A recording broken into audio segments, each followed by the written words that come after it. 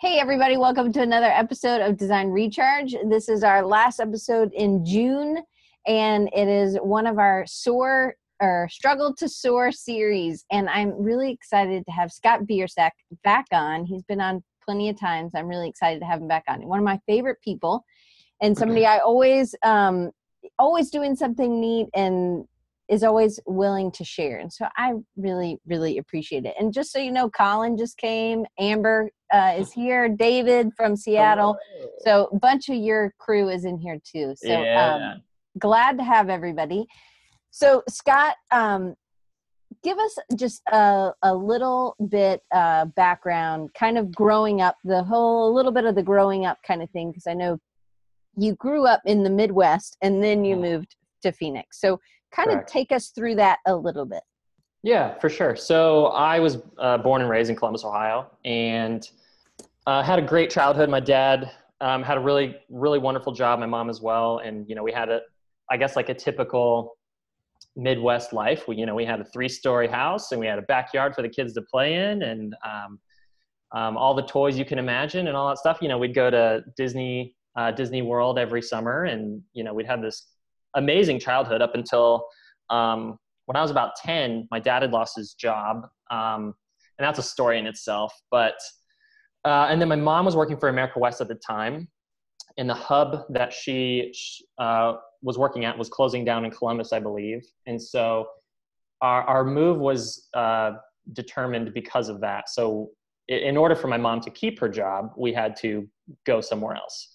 And so a lot of the biggest reason why we went to Phoenix is because my family's more of the spiritual nature, I guess, and we see the Phoenix almost as a rising of the ashes. So it was a way for us to start new. And so we journeyed across to the west, to the desert, and it was a struggle, of course, getting here because we had to sell a majority of our belongings and, take a U-Haul truck across with whatever was left. And, we had a couple of suitcases between us all. How many kids? So I have 3 brothers, so 4 including myself, and then my parents. So there's 6 of us all together. So yeah, it was definitely a struggle because I have an older brother. He's 2 years older. So he's 27. And I have a younger brother now that is 23, and then another younger brother that just graduated high school that is 18. So, but at the time, of course, our age range we were so much younger, and we could barely handle the move as it was because we didn't know what the hell was going on. Essentially being ripped from all of our friends and family, because a lot of our family's back in Ohio, or at least on that side of the country. And so, yeah, it was kind of a major change. Of course, it was like a giant life change to do that at such a young age as well, and to sort of have no way to sort of voice my anger and frustration. I just sort of I had a lot of pent up frustration and anger from the whole situation, and so I would run away from school all the time because I just, of course, I didn't want to be there. So I didn't know what else to do. That was like my way of sort of voicing how I was feeling. And so that was one of the things that I would do. And of course, my parents sometimes would have to call the police because they didn't know where I was. What would you be doing? Would you do it with other people or just alone? No, just by myself. I was just in this weird sort of state of mind where I didn't want to be around other people. Especially people I didn't know, because when we moved, I had to go to a new school. And so I didn't know any of these kids. I didn't like any of these kids. I didn't like the teachers. Do you think you were an introvert, or do you think you were more extroverted? I was definitely an introvert at the time. I remember my first day of kindergarten, my mom was dropping me off and I immediately started crying. I feel like a lot of kids might end up doing that, but because you're not separated from your mother for too long at that point in your life. But I was always the type that was pretty shy, pretty kept to myself. And I guess that was just one way of me just trying to do something about these feelings. I just didn't know what else to do. So I decided to run away from school. But everything's okay now. That was, how were you able to get out of the classroom or out of your teachers, would you do it during recess? Well, so what would happen was, I would end up taking the bus to school, right? And so my parents thought I would, because we didn't have a car either. So for like 2 or 3 years, we got by taking the bus, people picking us up, public transportation of that sort. And I would take the bus to school, and as soon as I would get there, I would just go somewhere else so my parents would think I'm at school, but then of course the school would then call my parents and be like, hey, Scott hasn't shown up. Where is he? And then my parents would be like, oh shit. Right. Cause they think they're just trying to make it, because your dad didn't have a job right when you moved there. Your mom did. Right. So they're trying to hold it together, and you're definitely not helping. What about your other brothers? Were they? We were all sort of releasing our frustration in different ways. Like my older brother Brett would, we'd all be we all had this pent up frustration. So we would always like lash out on my parents or lash out on each other.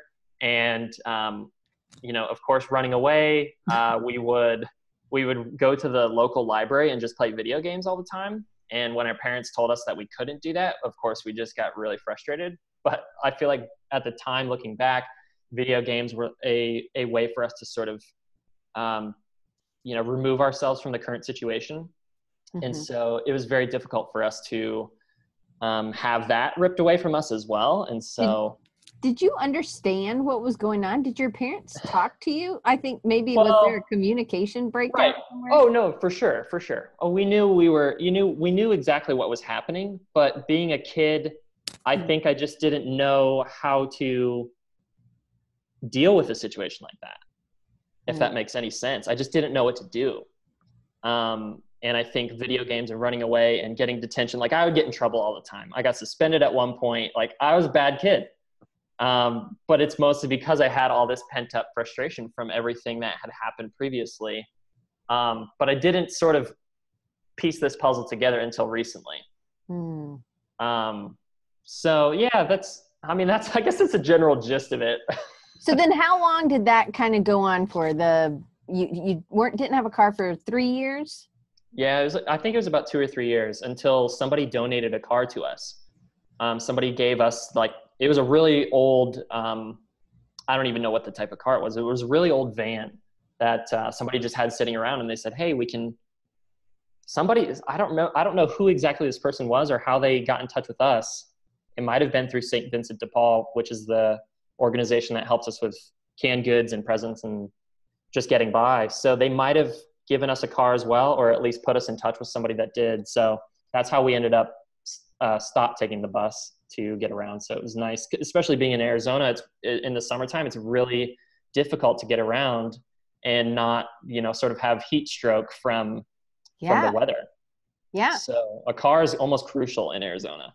So then so you were 13 when y'all got the van. So then you started working. I think you had told me before that your first job was like at McDonald's. Yeah, I was 15. You're not even supposed to work at 15.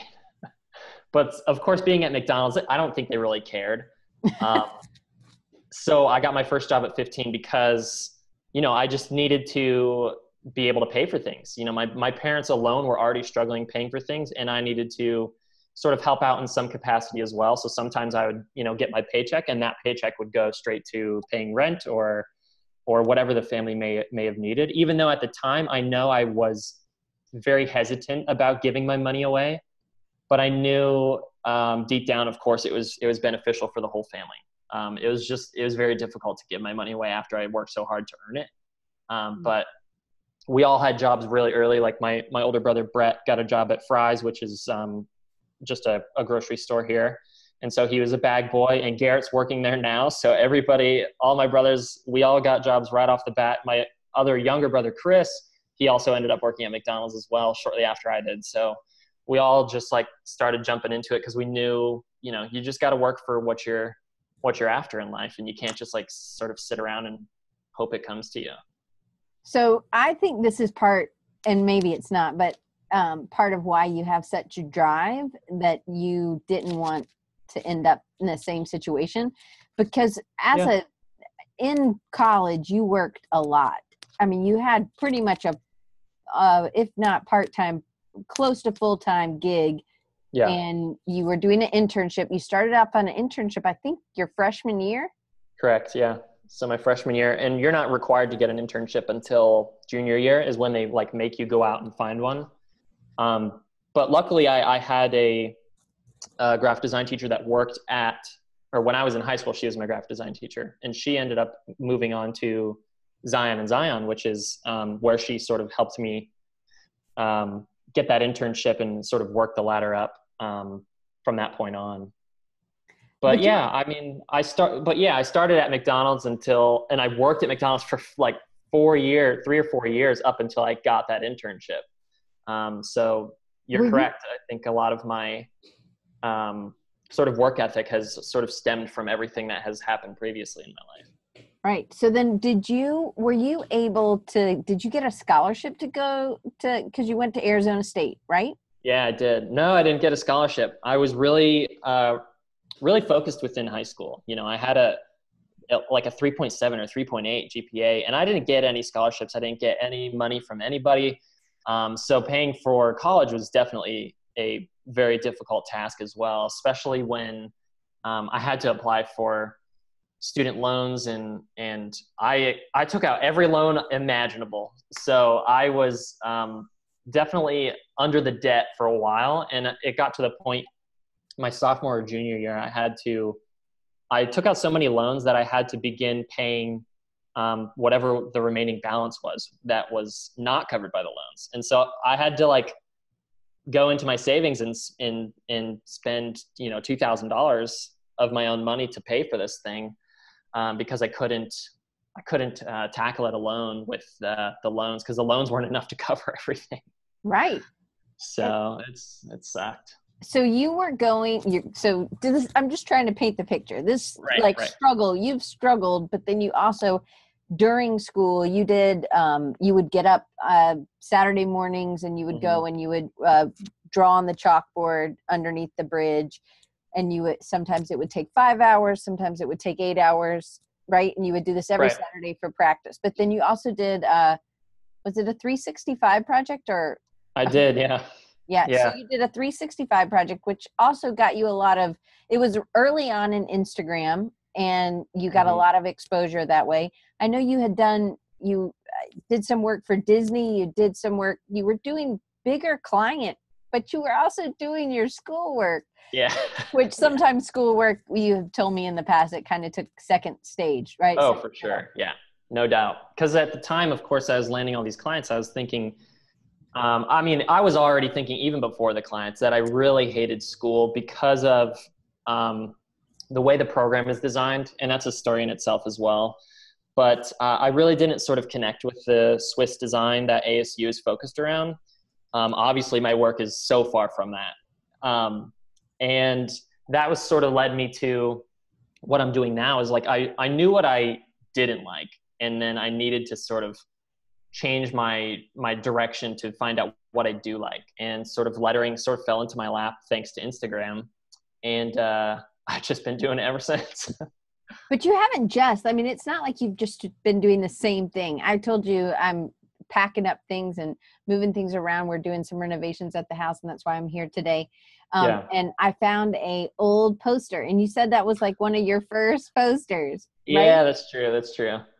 I did that piece. It might have been sophomore year, junior year or something. So how many years ago? 6 years ago. But when I told you that the other day, you were like, oh man, that's like a cringe-worthy, right? Which of course I still think it's great.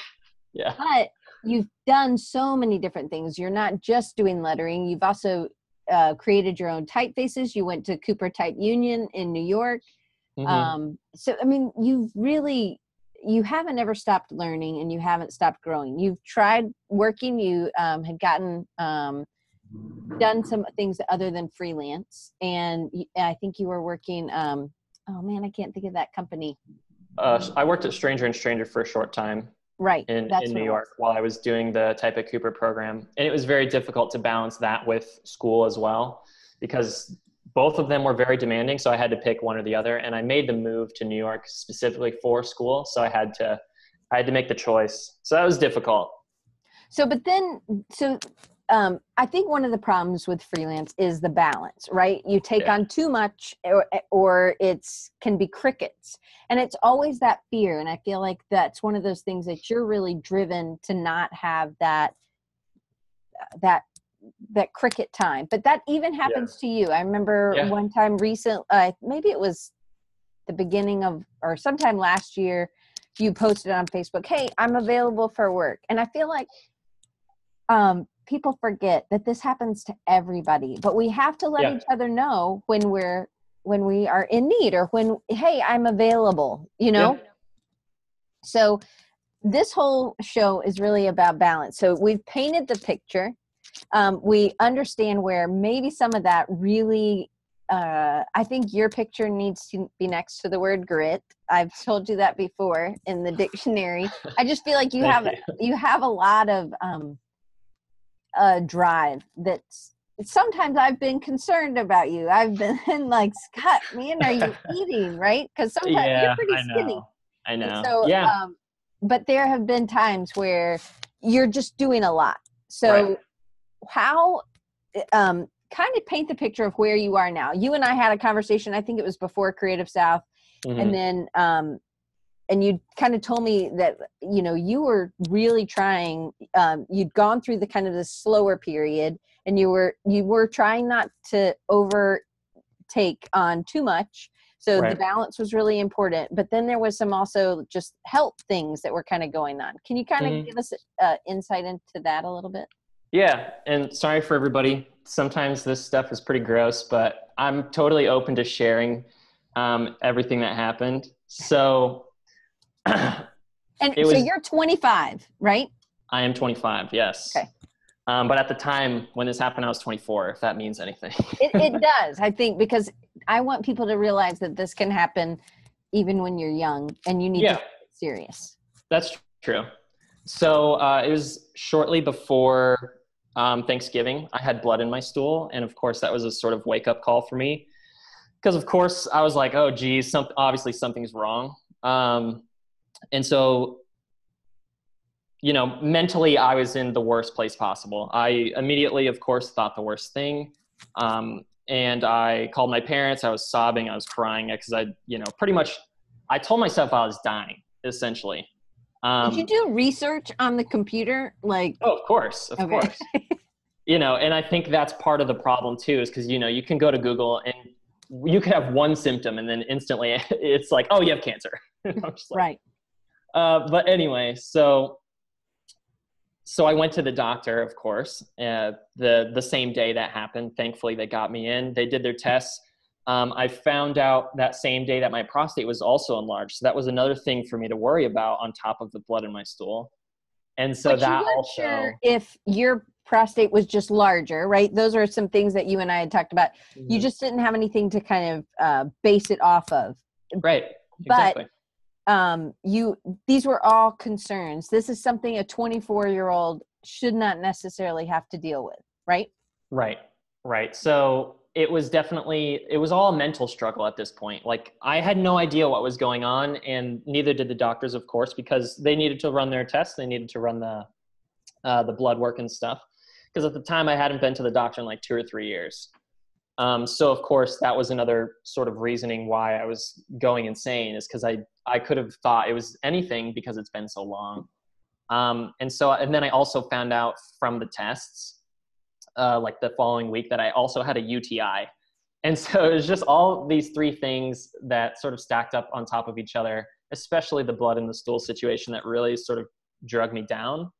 And so for, a month or 2 months, maybe even 3 months, I was in like the deepest hole imaginable for my mental state. I've never been that depressed.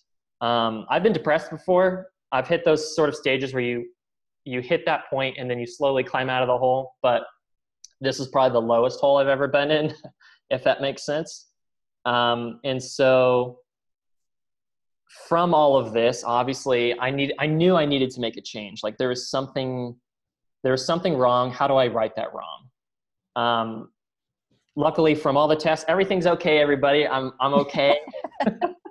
I'm okay. I had to get an allergy test done as well. And so they came to the conclusion that a lot of the sort of symptoms and things that I was having is because I was eating a lot of foods that I happened to be allergic to. And some of them were good foods, like right, I think bananas, right? You're allergic to bananas, asparagus, I think you said. Yeah, they printed out this sheet of all these things that I was allergic to. And I was allergic to a good amount of healthy foods, like exactly bananas, rice, like everything that I was eating at the time is what I was allergic to. So of course, from all of this and then cutting out all of these foods, I lost a ton of weight. A ton of weight meaning 10 pounds, but 10 pounds for me is a lot because I'm already underweight as it is. So at the time I was like 138 when everything happened. And now I was down to 128 and now I'm back up to 132. So we're going back up. Good job. So it was a mental struggle in every capacity. And so, like I said, I needed to make a change. And so, of course, the first thing, change your diet. So my diet is mostly just fruits and vegetables at this point. I do occasionally, of course, eat. At the time when everything was happening, I was also vegan. So I was vegan for almost a year. And so I was thinking, oh, I'm a healthy vegan. Like there's no way anything could ever happen. But I would consider myself, looking back, definitely an unhealthy vegan. Because there's a healthy way to do it and an unhealthy way to do it. So what's a healthy way to do vegan? Well, more organic, whole foods like produce and stuff. And I was more of the go to Trader Joe's and find something that says this is vegan, and I didn't look at the ingredients or anything else. You know what I mean? So I didn't do any research in what was actually in these processed foods and all the other stuff. So a lot of my downfall was probably from that and stuff. So yeah, so you're not vegan anymore. I'm not vegan anymore. I don't know what to call myself because I will have meat once a week, mostly just to make sure I get the calories I need and the vitamins and stuff. But I keep it very minimal to once a week. Is your girlfriend also vegan? She was at the time. Now she is also doing the same thing about once a week. And so that makes it easier as well. So we all have like similar diets. Yeah, reading labels. I know I'm reading the chat over here, but yeah, Right. I'm mostly like a plant-based diet now. So I eat a lot of fruits and vegetables and sometimes rice and stuff. But on top of all that, doing yoga, doing meditation, just sort of like self-care. So those were two things to me that stood out. Okay, so obviously your diet had to change, but on top of all this, having this kind of drive, I think it's really difficult to meditate and to do yoga. Sometimes it's anxiety attack for me. I'm like, let's move to the next position, people. Right? It can be difficult. Right. And so you started going, your girlfriend had been going to yoga for a while, and then you went with her. And so, so what, to me, that's a big change. And, cause that's a mental thing. Again, I think inside your head. Yeah. I mean, yeah, luckily she was already going. So I kind of knew and understood what it was all about because she would tell me about it. And so one time, of course, she was like, oh, you should come with me. And of course I was like, no, I'll never do yoga.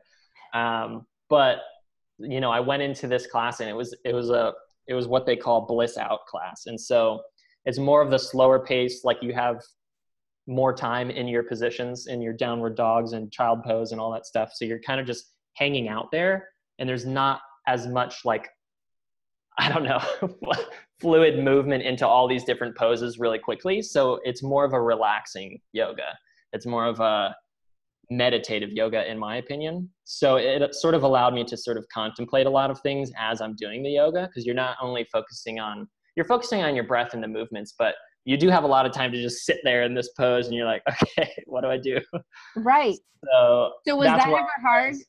Was that ever hard for you? Yes and no. Starting out, it definitely was, because of course my mind is racing and I have a million things going through my head, because this was also during the time that I was dealing with everything. So I was just like, I'm willing to do anything to get rid of these thoughts. I just needed to change my mindset because I was in just like this negative place.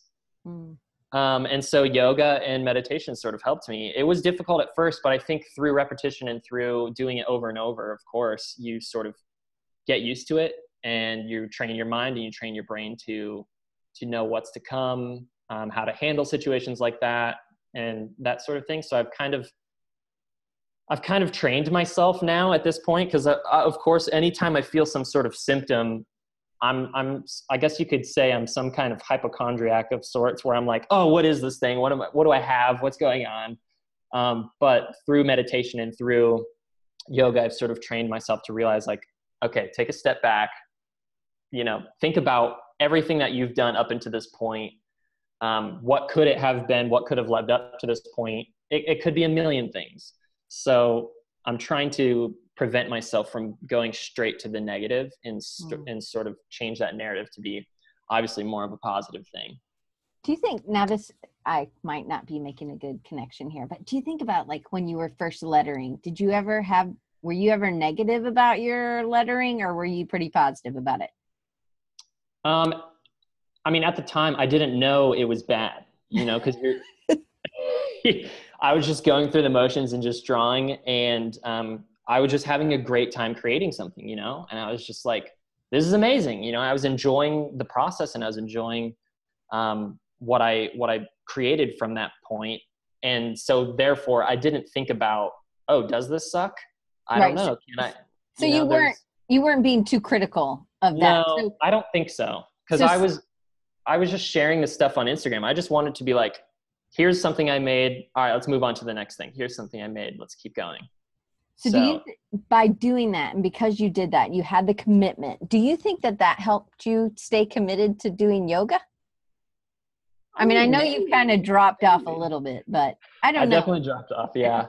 Yoga's for me, it's difficult for me to maintain doing yoga, mostly because I enjoy the class environment. I can't just do it here in my place, because I just wouldn't be able to focus, or at least do it properly, or even carve out the time to do it. So I tend to go to a class setting, and for me to get around to the class, it's pretty far. I don't have a car still after moving back from New York, and it's also 110 out there. So that's part of the reason why I've given up on yoga at this point, because I'm sort of waiting for the weather to get a bit better so I can bike down there. Right. Okay. So, all right. So you don't really have commitment issues. You will do it again. Yeah. I don't have commitment issues ever. No way. So, but I think that it's really interesting. So it sounds like you've also done some either thoughts about that move from Columbus to Phoenix, that as you've kind of either been in therapy or done something that's really read something or whatever, really caused you to go back and really kind of retrace your steps and think about and deal with some of those feelings. Yeah. Right? Oh, definitely. I mean, a lot of the sort of emotions and stuff that I was feeling up into that point, like it was the move, it was a past relationship, it was college, it was the, my work, sort of life balance at the time, having a part-time job and then freelance and then schoolwork. And I think I was just overburdening myself at such a young age, and it finally just sort of caught up to me, So that's where I feel like most people are, Scott. Like, it's great that you've learned this early. I'm not saying that it'll never happen to you again, because probably right. It'll probably will. Yeah. But I think that's, for me, that's one of the things I feel like you can teach me is like, okay, so you've overburdened yourself. How do you get out of it? Was it just a complete like, I'm not doing anything? Or how do you pull back? How do you start making some of those changes? Because your part-time job was expecting certain things from you. Your teachers were expecting certain things from you. Your girlfriend was expecting certain things for you. Yeah. And then you also put the pressure on by doing the 365 project. Yeah. And that was a priority. And so you had all these, and then you also had client work. So how did you come back to balance, I guess? I don't know how I handled it back then, honestly, but now I would say, I guess I know better from previous experiences that it is okay to take time for yourself. I think as creatives, we get into this sort of mode where we can just keep creating and keep creating until obviously one day, even for me, like today, I'm supposed to sketch up some logos and I'm having a tough time coming up with something. And so we all obviously hit that sort of creative block, and it's just a matter of determining how do you obviously unblock yourself. And for me, and hopefully for others, it's just a matter of obviously identifying the problem, whatever that problem is. And so once you identify that, then you can sort of take the steps and know how to fix that problem. For me, obviously, I knew my issue was, okay, I had blood in my stool. How do I fix that? Okay, I need to change my diet. How do I change my mind? Okay, I need to do something about that. Do meditation. I did therapy. I actually had a therapy call this morning with somebody online. There's like this online service. You can just do therapy and just call somebody. So it was pretty sweet. So I thought, okay, this works out for me and my schedule. So therapy, meditation, of course, yoga, and just sort of taking time to make sure that I'm balancing everything that I'm doing. Because obviously before, I wasn't balancing it. I was just like, yeah, I'll do it. I was just saying yes to everything. And so now I have more of a schedule that I can look at and say, okay, do I truly have time? And of course now with weekends, I wasn't taking my weekends back, a couple years ago. Now I'm actually making sure I have my Saturday and my Sunday free to hang out with my girlfriend and hang out with my dog, go for a hike, whatever that thing is. Like I'm making sure that I'm actually enjoying life rather than life sort of like taking a hold of me. So that was the other thing. I know you had said when you were in that depression, the dog helped because he was there with you, right? Yeah. Like, and it was a reason to get up because he had to go for a walk. And you really took that on. You were his caregiver in the early days. Yeah, because in a sense, I mean, I'm so thankful we got him because he was sort of because I was working out of my apartment. And so it sort of gave me a reason to be like, okay, I need to, Billy needed to go outside. He needed to relieve himself. Okay, I need to take him out. So it gave me a reason to sort of get up out of bed. Obviously, just be cautious, or not cautious, just sort of aware of my surroundings as I'm taking him on a walk, like taking in nature, just enjoying sort of every second of that. Because as I was going through this mental state of all the health issues going on, like I said, I pretty much told myself I was dying. So I swear to God, I called up my brother. I told him I loved him. I said, I love you, Brett.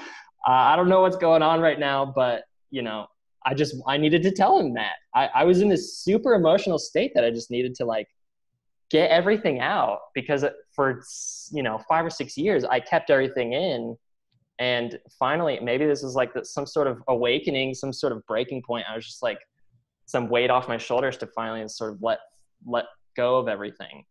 I don't know. So it sounds like you started really taking stock of what you had and where you were, and getting a dog really kind of like maybe it was kind of like a speed bump. You had to go over the speed bump. Like your life couldn't continue to remain. The blood in the stool definitely added to that. So Victoria has a question, which I think is great. Peter's plug-in. Because Peter and Fabio work there. So good for you. Get your stuff delivered. Chewy.com, people. Funny. So Victoria asks, do you ever feel guilty when you take time for yourself? I feel like earlier you did a lot, and maybe you still do, but can you kind of tell us how you get over that?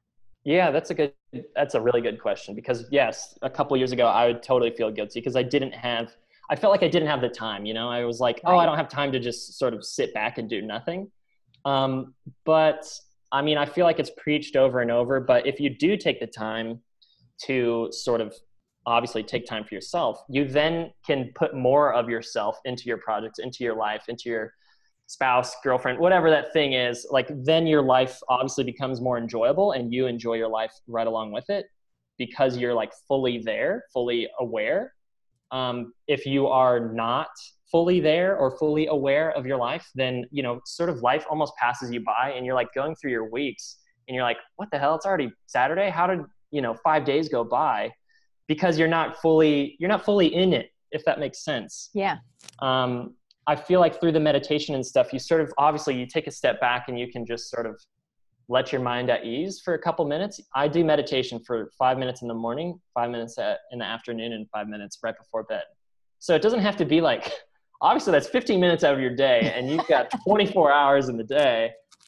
15 minutes is obviously nothing. And I think it's just a really great thing to do. I highly recommend meditation for anybody. I was really skeptical too, but it's amazing so far. What did you do to start? Like, was there an app? What was there something that would be easy kind of for somebody who didn't have a lot of time and didn't really know how to get this? For me, that app was Headspace. I can't remember how I came across it. I feel like my buddy Ade was talking about it on Twitter or something. And I remember texting him after all this stuff was happening. I was like, hey man, what app do you use for meditation? He said Headspace.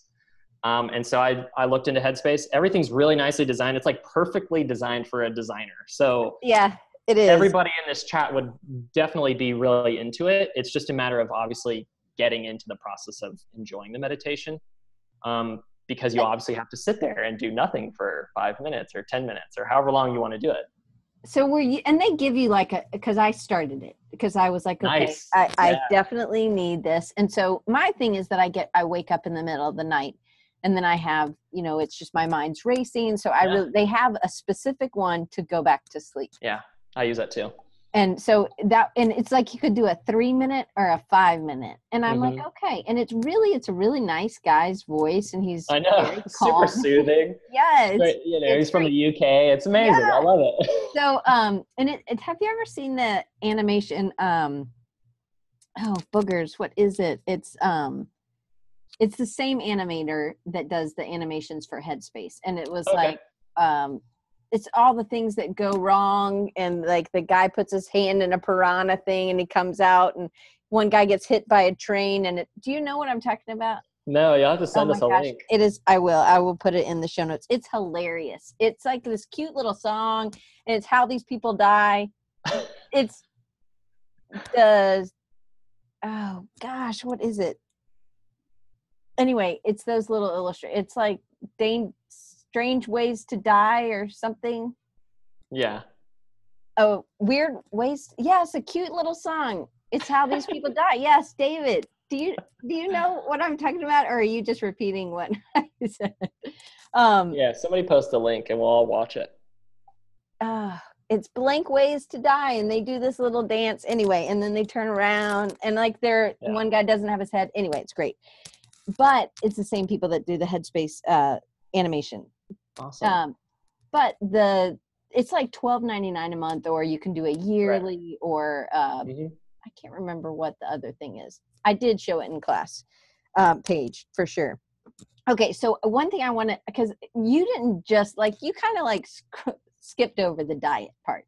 Like you're doing some severe diet that I think are really. I think it's called Strange Ways to Die, maybe. I'll look it up in a second while you tell us about this. So tell them about the celery. Oh, the celery juice. Well, some people might think it's crazy. Actually, a lot of people might think it's crazy. But my mom, of course, shared with me this book as I was going through all this stuff called The Medical Medium. And he talks about how celery juice is like the be all, cure all, the thing for everything you ever need in life. It is the thing to do. So, part of the sort of regimen to get your body back in balance is to drink celery juice every morning, a 16-ounce glass of celery juice on an empty stomach. So right when you wake up, you drink the celery juice. And I've been doing it for, ever since that was November. So ever since November. So it's been about, 6 or 7 months now. And so I knew you were going to ask me the benefits of celery juice. So I had to write them down because there's so many benefits. But celery doesn't have a lot of flavor. So I asked, are you mixing anything with it? And you said no. And just straight celery juice. And I said the same thing, Amy. She said she doesn't like celery. Scott did not like celery either. And you're talking a lot of stalks to get, because how many ounces did you say? 16 ounces. So that's like at least, it depends on how big your stalk is. If you have a giant stalk, then you could probably get 16 ounces from that. But it's okay if it's less. If it's 12 ounces, that's okay. Whatever. As long as you're getting your celery juice in. But at first you were downing it with your, right? I was just chugging it. And now I'm just like meditation. You just keep doing it over and over. You just get used to it. And so that celery juice, along with, there's a special smoothie that he tells you to make, and like obviously eating more fruits and vegetables. And so I eat tons of fruits and vegetables now, but obviously I've been eating more fruits than anything, because I think fruit has gotten a bad rep over, just like the community as a whole. Just a lot of people are saying, oh, there's so much sugar and there's too many carbs and it'll do this and it'll give you diabetes. And like, fruit is the sort of thing that'll give you life. It'll cure a lot of the things or ailments or symptoms or whatever that is that you're feeling. And so that's why I've just been like, all right, well, if I don't want to see blood in my stool ever again, I'm going to make sure I never see it again. So I'm going to eat the right things. I'm not going to eat these processed foods anymore. I'm not going to treat my body the same way I have been treating it. So yeah, it was just like, all right, I need to make a change. How do I do that? So the celery juice and the fruit, all that stuff, it's all been super beneficial. So when you go out of town, when you went to Creative South, what did you do? Because there's not like a juice place. That was so difficult. So luckily there was a juice bar like just shortly down the street from that coffee shop that everybody goes, Iron Bank. Iron Bank, uh-huh. There was a juice bar there, but I will say that was sort of like my cheat week. And of course I ate more meat there than I have in like the past, 6 months or so, because it was very difficult to eat that way. And of course, maintain the calories. For me, the calories are an issue because I burn so many calories. You need more calories. He's not saying he's trying to watch his calories. He's trying I just need as many calories as I could get. So that's the other thing. So about your biking to the railway, like the whatever, light rail or whatever it is. The light rail, yeah. And then you take the light rail the rest of the way because you don't want to burn a ton of calories going to work. You don't need to burn any more calories. Yeah, because from the diet that I was eating, of course, I gained weight back. So I was at 132 or something.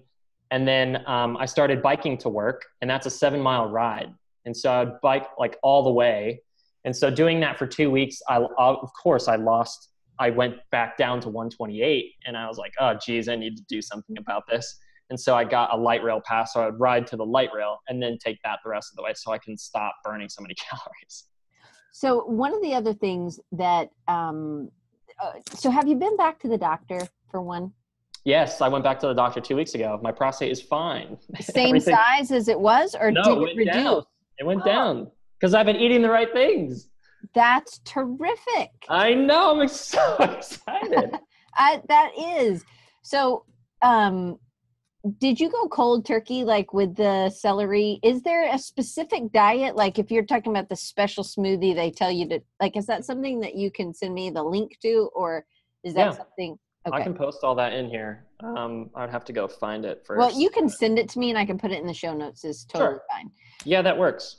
Okay. So, and the video is Dumb Ways to Die, and Kim did put it up there, and I will be posting it, and it's great. You'll have to watch it. I'll send it to you in a text or email or something after this. Okay. So what's been harder, the diet or yoga, or meditation and yoga?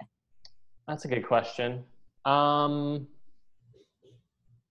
I would say for me, the diet's definitely harder, mostly because even eating the way I am eating, of course, again, it comes back down to calories. It's very difficult to get, however many calories I need in a day because I am burning so much biking to the office, biking back. And then sometimes I'll occasionally do some weightlifting because that's supposedly really good for gaining weight or something. I don't know. Because muscle weighs more than fat. Right. So I'm like, of course, I'm the type of person, my metabolism's so fast, I've never worked out. So I'm finally also working out as well. And so I don't know what I'm doing. I'm just pulling some things here and doing some of these, lifting some dumbbells and, who the hell knows what I'm doing. But yeah, I would say the diet's definitely more difficult. Mostly because like I eat so much and I'm just so sick of eating.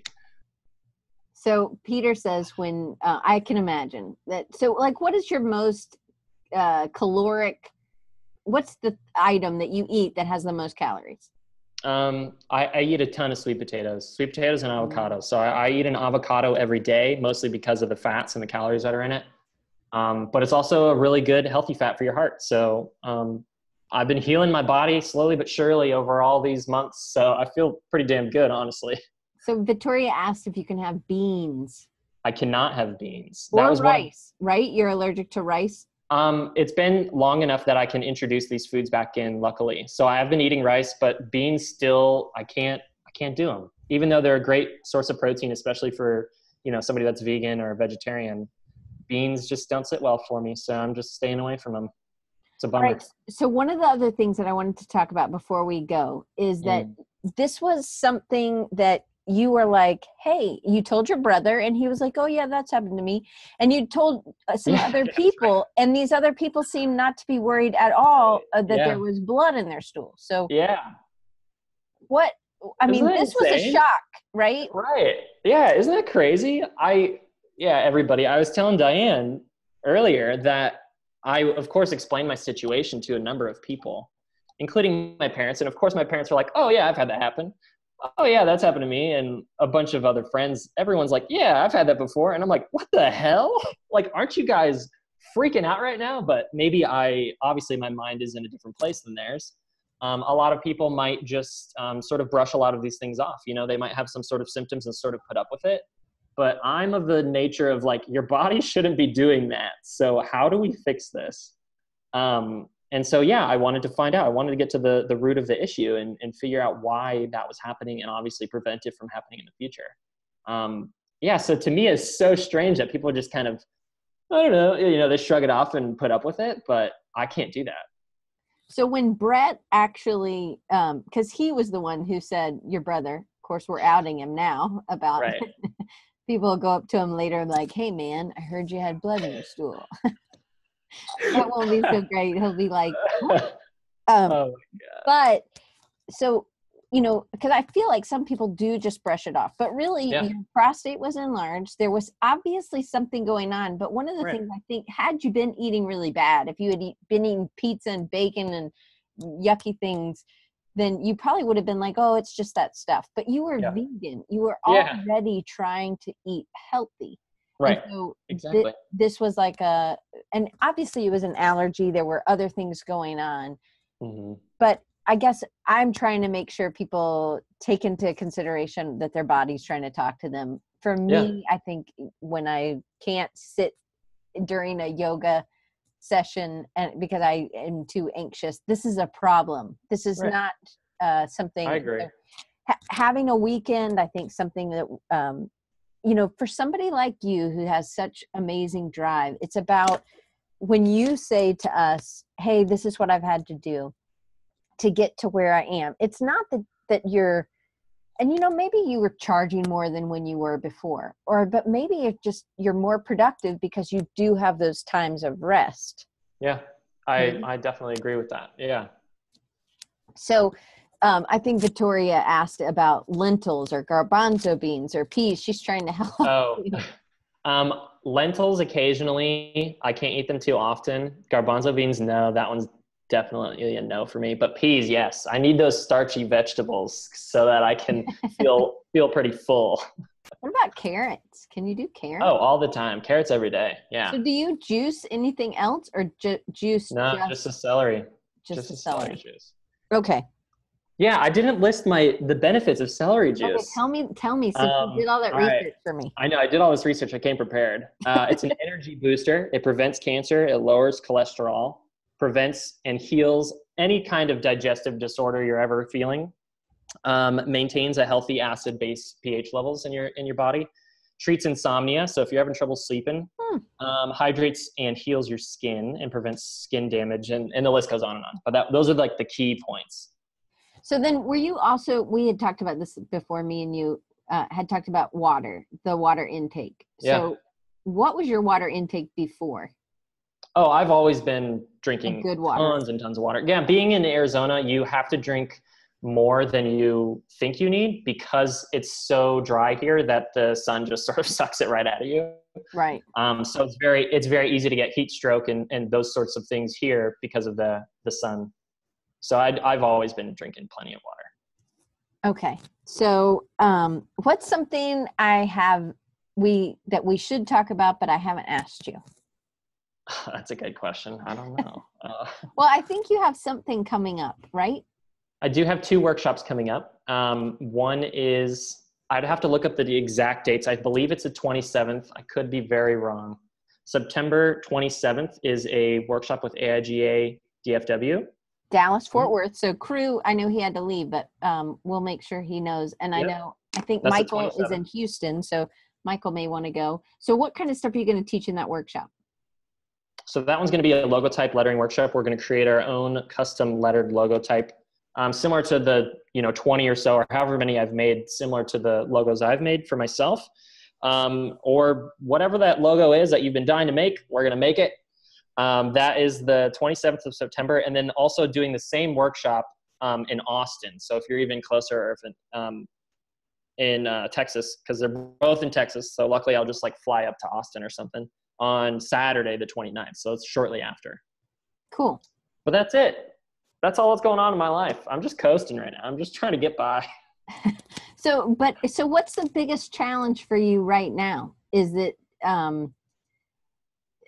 when you got back kind of on your a more solid flow? This is one of the things with Jason Karn, he kind of had the same, like you're in this deep pit of all this work, and then you come out and nobody remembers that you are there because you haven't been marketing yourself, right? Yeah. Well, I mean, not really. I mean, we definitely. No, it's true. It's true. It was very difficult to get work for those number of months that I was going through all that. I didn't have anything for 5 or 6 months. And so I was living off my savings. And so I've dwindled it down to just barely anything in there now. So I'm slowly trying to get back to where I was. So what was one of the biggest things for you when you said, because you reached out on Facebook, so was that hard to do, or was that like? Yeah, it was very difficult. I even reached a point, because up until this, a couple months ago, I reached a point where I was so desperate for work that I even emailed previous clients. I've never done that before. I know it's a common thing people do. I've never done any marketing before. I'm not much of a businessman. I kind of just I've been lucky enough, thankfully, that I've shared my work on social media. People see my stuff and they send me an email and they say, hey, we want you to do some work for us. And so luckily from all that, I've never had to go searching for the work.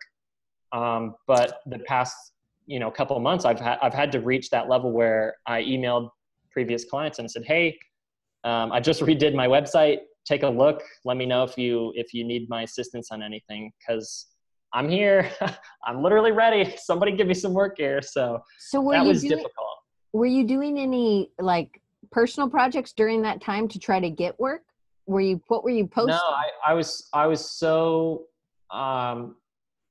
sort of still in this weird mental state that I couldn't bring myself to create much, even though I needed to create something to obviously get work, or even create something for these clients if they do say, hey, we want you to make something. But I knew I'd sort of just pull my shit together when the time came. So it was difficult to actually even create something during that time. So I was mostly just making random posts, like on Twitter, Instagram, and Facebook. I would just do text-based posts. I wouldn't create anything custom. I wouldn't, make some unique piece letting everybody know I'm available. It was just a quick, like, hey, I'm available. I just needed to sort of get it out there and let people know. So then what are you going to do different so that doesn't happen again? That's a good question. I feel like it's going to, like, that's just life, Yeah. Oh, definitely. And I feel like, Kim saying it can be so brutal. I've been there. I'm there currently. It's hard to stay motivated, and it messes with your mind. And I feel like some people totally are there. My best friend, Tara, who we went to college together, great. She's a great illustrator, great designer. She, in like 2012 was like, I guess I'm just going to go get a different kind of job. And I'm like, no, you can't. It's the same way with Jason Karn. Right. He was going to go back to construction. I mean, this is stipple. I know. I saw that when he was going through that. And it's terrible because sadly we all sort of reach that state, and it's sort of inevitable. For me, it's just a matter, again, it's sort of like coming back to trying to understand what went wrong, how do you fix that problem, and obviously doing something differently, because you can't just keep rolling with the punches and hope everything's okay in the end, because obviously something's something's changing. And for me, I think a lot of that is the Instagram landscape has been changing, because that's where a lot of my clients have come from. But Instagram as a whole has been changing, and that's another story. But so for me, what I need to do differently is sort of be more mindful of like the business side of things. And maybe it is reaching out to people more often. Maybe it is, obviously the one step that I took that really helped me was to get a physical studio space. Like working out of my apartment for 2 or 3 years, that was also detrimental on my mental health, because I wasn't seeing anybody except my girlfriend and my dog for 2 years. And then obviously occasionally my parents too, but like I wasn't getting out and having that sort of social interaction that you have as a human. And so which you had when you were in New York, because you were in school, you were doing, and so, but those things lead to clients, right? So it's those interactions are some of the things that actually, because we get things from relationships, but it's really about being consistently putting yourself out there, whether that's online and connecting, or even like, you know, having a Skype call or something. I mean, when we met, we were just reconnecting, but then you told me all this stuff with your body, and I was like, oh, we gotta be on this episode. So. I know. Yeah, it's been a whirlwind for sure. And I mean, I'm thankful to obviously be happy and healthy to come out of it and come out of it strong. It's all been a huge learning experience, and sometimes you need those sort of blows to your life to understand, you know, what's really important in life and what you can do to sort of make those changes to enjoy life again. Because at that time I was just coasting. So now it feels good to actually be like, you know, I feel like I have a purpose again, which is amazing. You know, I feel like before I didn't really have like a purpose. So it feels good to sort of get up and know that, okay, I'm going to go to work and I have to be at work by 7:30 or 8 a.m. and start the day, and, you know, work around people that I love and just be in an environment where other people are. So it's all been very, very healthy. Are you trying to do more marketing, or do you have a specific day or a part of the month where you do something now? Is that part of the schedule? Because I mean, I know now you have a more clear schedule. You can look out and say, I can't get to that logo in this 2-month period. Right. But are you, because that I think is something that a lot of designers don't do. And it's something really important. Just, we tell our clients, hey, you've got to keep telling people about you. I know. So is that something you've scheduled in? That's a good question. I would say no, definitely I haven't, sadly. I've been so busy. Luckily, I've been busy lately with projects and stuff that I've had my head down working on stuff, but I know in the back of my head that it is something I need to work on, because at the end of the day, you're not only, I mean, if you're freelancing, you're not only a designer, you're doing the marketing, you're doing the invoicing, you're doing it all. And I think that's also what's so draining, is because freelancing, there's like this sort of, I don't know, myth about how great it is. And it is great, but there's so much shit that you have to put up with on top of that. Like you're doing maybe like 15% design and the rest is everything else. You're doing the meetings, you're doing all the bullshit, honestly. And it's super draining for sure. And I honestly contemplated getting a full-time job too, many times throughout this whole situation. I emailed people and I was like, hey, I need something, help me out here. Because freelance was like, oh, it was dragging me down. So I just want to let everybody know it's not so glamorous, I guess. It's not so sort of cut and dry and like, oh, you get to work on this project and like have a great time. It's not, no, it's not like that. Right. It's not like that a lot. But I think for me, hearing you say that because I mean, Scott, like you've done such amazing work, and I really, really look up to you as a designer, as a letterer, as a business person even. But that's, to me, I mean, it's terrible. I hate that this has happened, but really it makes me feel a lot better, because then it feels like when this happens, a lot of times we feel very alone. And we feel like it's us and we must suck, or we've gone through some period and nobody wants our work anymore. We must not be as good as we thought, or that trend or whatever I was doing. And I don't think that's the case. I think that it's just people have forgotten. So I used to get a massage. I don't get it very often. That would be one thing I would love to do, but just don't really have the time and the money to do that. But my massage therapist sends me an email once a month. And I think that that's a good way to at least contact clients just at least Yeah. touch base with them. And so that their past clients, sometimes it's just they need reminding, oh yeah, I could use a massage, or oh yeah, I could use something from Scott, because I feel like people want to help you. They want you to be part of their team, but it just isn't, they just have forgotten. So we have to continually be, and it feels kind of pestering. Sometimes you get emails every day from certain people and you're like, buddy, I'm not answering the emails, and yeah, that's true. right? But it's not, I'm not saying, but maybe it's quarterly. You send them a postcard, or you send them an email, or you got to figure out what works for you. But I would definitely figure out some sort of schedule so that you don't get in that, because right now it's the wave, right? And it's going to hit down again. Yeah. You just don't want the down to be as low as it was before, because that also the stress adds to those things to your body just as much as what you're eating, stress can do so many things to your body. So I'm very aware I need to work on that. So at least I know that I need to do something. I'm just encouraging you. I know. Encouraging myself right at the same time. It's like, we got to just keep reminding ourselves. Exactly. Putting our stuff out there. Yeah. So I know I want to make sure everybody knows it's 2:30. So I want to make sure everybody knows how to get in touch with you. So you redesigned your site back when? Well, so I launched that, I think at the beginning of February, possibly. Okay. That was when I was slowly getting out of my funk, and I was like, all right, let's do some work. So youbringfire.com. And so that's always been your handle. And so now you have the Scott.Biersack also, right? On Instagram? I have both, just in case, if somebody typed in scottbiersack.com, it'll redirect you to youbringfire.com. Okay. So then your Instagram is youbringfire. Mm-hmm. And I've never asked you this, I don't think, but how did you come up with that name? Do you like that still? Sometimes as a kid when we do things, or when we're younger. Oh no, I love it. I love it. I like it. It's not going anywhere. Okay, good. That's a story in itself as well, but to keep it short, it's pretty much the name of a song from a band that I used to listen to.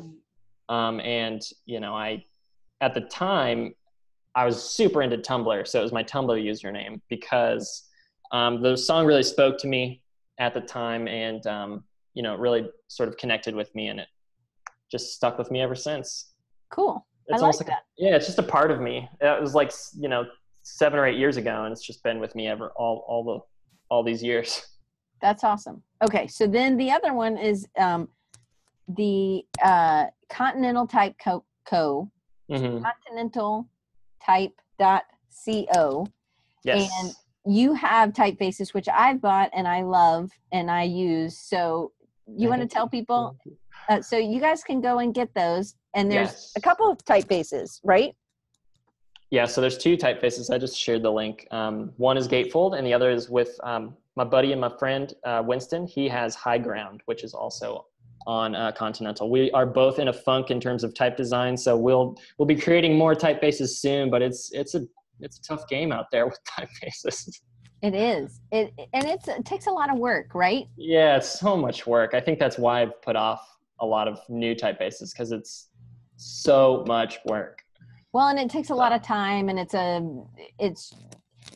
unless you're selling it, or a lot of them, it can be kind of I got to focus on other things right now. Right. So. You got to get your savings back up. I know. Yeah, that would be nice. Anyway, so Peter says Gatefold is awesome, by the way. Thank you. Here's some hearts, everybody. Thank you. So, Scott, thank you so much. I'm so glad you shared your story. And I hope that if anybody else is having issues with their body, talk to me. I'll tell you exactly what foods you should eat. Okay. So you're going to have your side gig now. Is, honestly, I've done so much research over these past few months that I could help you guys out. If you got any questions, if you want to reach out about anything at all, I'm totally here. So they can message you on Instagram. I don't care. Let's have a conversation. I'm totally down. All right. And they can also probably reach you via your website. Yeah, you can call me on the phone. My number is 602-403. But it's so much that you were happy to share with people, and you just really want to get the word out. And so stress, what you're eating, smoothies with Scott. That's what they do. I like that. I like too. that a lot. Paige says Scott Biersack, designer and health consultant. That's right. It could be next in my line of work of all the things I do. So maybe you need to contact some companies that maybe you need to rebrand celery. You know what I mean? That would be nice. Yeah, I can do that. Yeah, you totally should. You and Ian Barnard, he can do calligraphy with the celery. Oh, yeah. You should totally do something with him on that. So I just want to let you guys know, we do have two more guests for this series, but the series kind of had to get broken up because other things. And I am taking July off. There might be, so there's going to be a Saturday, July one with Drew Hill and Whitney Hill talking about financial peace and how they've gotten out of like $250,000 worth of debt. That's so awesome. Talk about stress reliever. That's going to be a big one. And I think it's July 7th. I don't really know, but it's a Saturday in July. And then possibly Kevin Green. I'm trying to kind of swap it up. So I'm really trying to take July off. So if you guys ever need me, you can always email me at diane@rechargingyou.com or sign up and if you're on YouTube, hit like, hit subscribe. If you're on iTunes, definitely, or Apple Podcasts or whatever they're calling it this week, go ahead and subscribe to that. And then just know I will be back, but most of July is going to be off. So Scott, thank you so much for being here with me and sharing both parts of your story. I really appreciate you being open and honest about just growing up and all the things that you're doing. And I just can't wait to see what else. And I'm going to bug you about being constant about your marketing, because I want you to always be everybody should bug me about that. Busy I need to enough. be better about it. But it just makes me feel a lot better to know that you struggle too. And I know that sounds terrible, but no, I know exactly what you mean. We all struggle together. It's all good. Right. But a lot of times, just like with the blood in the stool, we don't talk about it. And so it ends up, we feel really in a hole alone. Mm-hmm. And so it just makes it worse. So anyway, I appreciate you telling me about Headspace and all these links. And if you can send me that link to the celery and the smoothie thing, that would be, I'll send that to you. That would be awesome. And I'm going to send you the dumb ways to die. You'll love it. It'll be stuck in your head. Awesome. You'll see what I mean by the dancing. Guys, we'll see you. It's some Saturday in July. I don't think it's this coming Saturday. I know for sure, but I think it might be the next one. So right after July 4th, I think. So we'll see you guys then, and then we'll be off until August. All right. Thank you, guys.